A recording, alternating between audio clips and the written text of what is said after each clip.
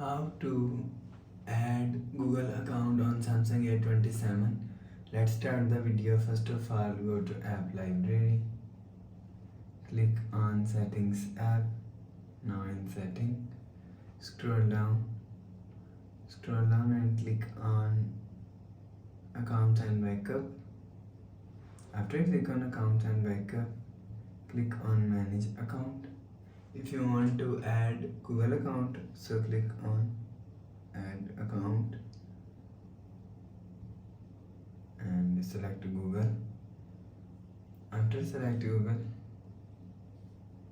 enter your fingerprint, enter phone number and email and create account.